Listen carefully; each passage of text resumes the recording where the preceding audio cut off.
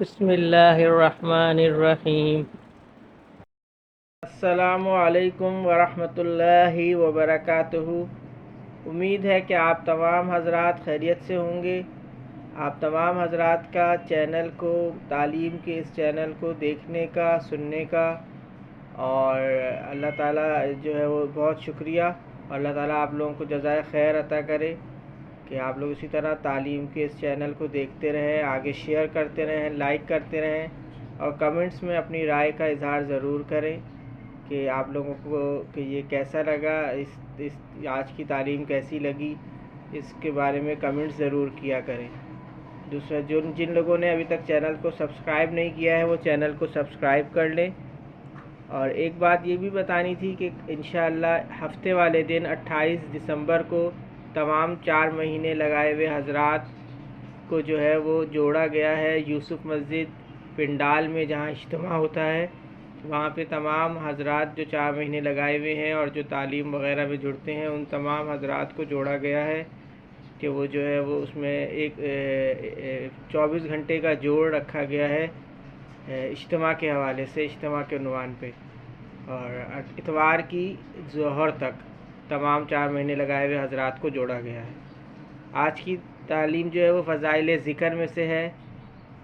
فضائل ذکر باب نمبر اول، چیپٹر 1، پیج نمبر 425۔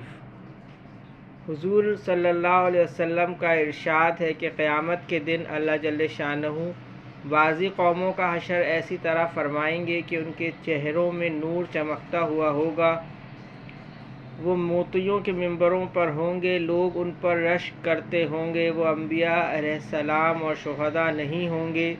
کسی نے عرض کیا، یا رسول اللہ صلی اللہ علیہ وسلم، ان کا حال بیان کر دیجئے کہ ہم ان کو پہچان لیں۔ حضور صلی اللہ علیہ وسلم نے فرمایا، وہ لوگ ہوں گے جو اللہ کی محبت میں مختلف جگہوں سے، مختلف خاندانوں سے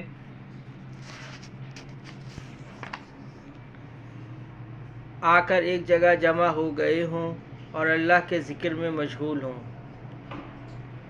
دوسری حدیث میں ہے کہ جنت میں یاقوت کے ستون ہوں گے جن پہ زبرجد زمرد کے بالا خانے ہوں گے، ان میں چاروں طرف دروازے کھلے ہوئے ہوں گے، وہ ایسے چمکتے ہوں گے جیسے کہ نہایت روشن ستارہ چمکتا ہے۔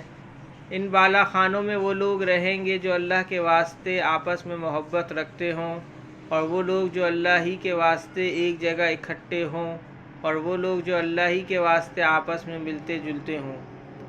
فائدے میں حضرت فرماتے ہیں،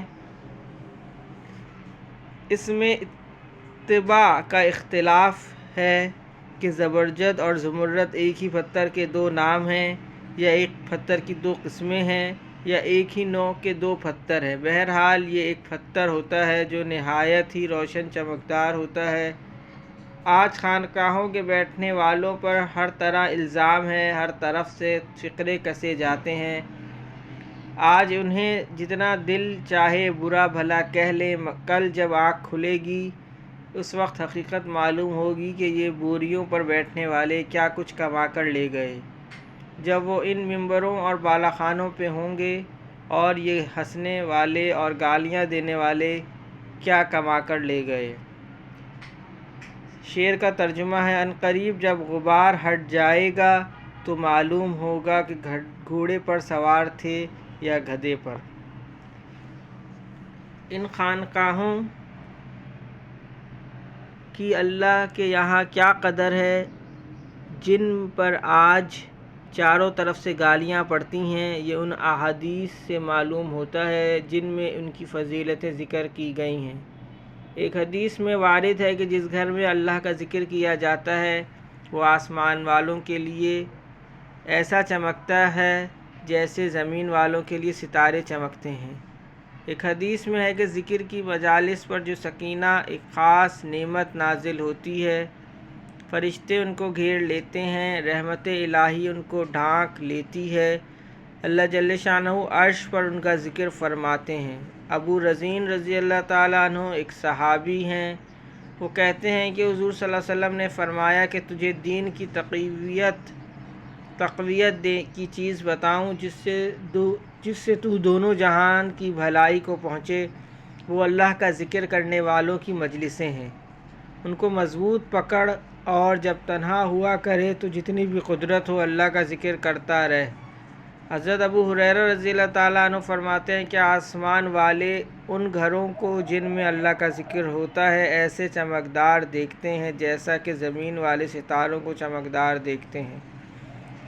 یہ گھر جن میں اللہ کا ذکر ہوتا ہے ایسے منور اور روشن ہوتے ہیں کہ اپنے نور کی وجہ سے ستاروں کی طرح چمکتے ہیں، اور جن کو اللہ جل شانہ نور کے دیکھنے کی آنکھیں عطا فرماتے ہیں وہ یہاں بھی ان کی چمک دیکھ لیتے ہیں۔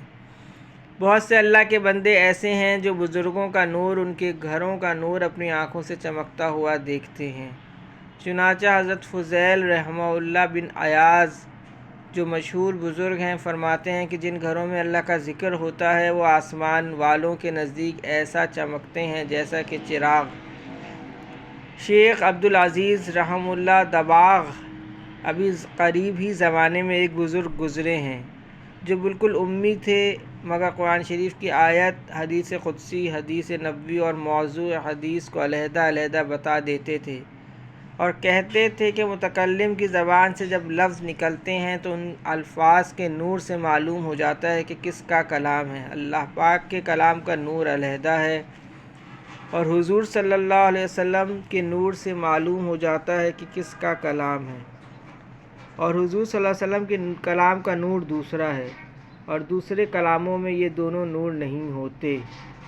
تذکرہ الخلیل میں یعنی سوانح حضرت اقدس مولانا خلیل احمد صاحب نور اللہ مرقدہ میں بروایت مولانا ظفر احمد صاحب لکھا ہے کہ حضرت رحمہ اللہ کے 5ویں حج میں جس وقت حضرت رحمہ اللہ مجلس حرم میں طواف قدوم کے لیے تشریف لائے تو احقر مولانا محب الدین صاحب رحمہ اللہ جو اعلیٰ حضرت مولانا الحاج امداد اللہ صاحب مکی مہاجر مکی نور اللہ مرقدہ کے خاص خلفاء میں تھے اور صاحب کشف مشہور تھے کے پاس بیٹھا تھا۔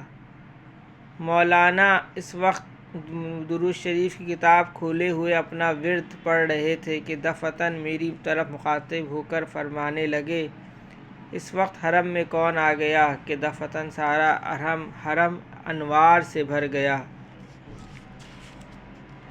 میں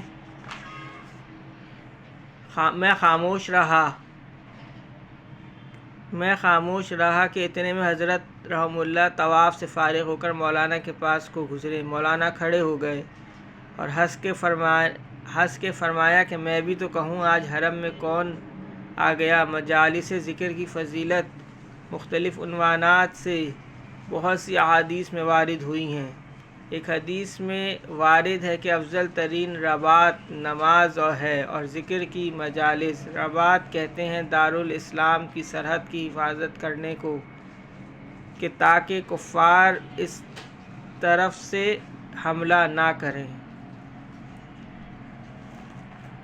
اللہم صلی علی محمد وعلی آل محمد، اللہم اعنی علی ذکرک و شکرک و حسن عبادتک، اللہم حاسبنی حسابا یسیرا، اللہم ارفع عنا البلاء والوباء، رب ارحمہما کما ربیانی صغیرا، اللہم اغفر لی ذنبی ویسر لی امری وبارک لی فی رزقی، اللہم لا تحرمنا اجرہا ولا تفتنا بعدہا۔ سبحان ربک رب العزت عما یصفون وسلام علی المرسلین والحمد للہ رب العالمین، آمین برحمتک یا ارحم الراحمین۔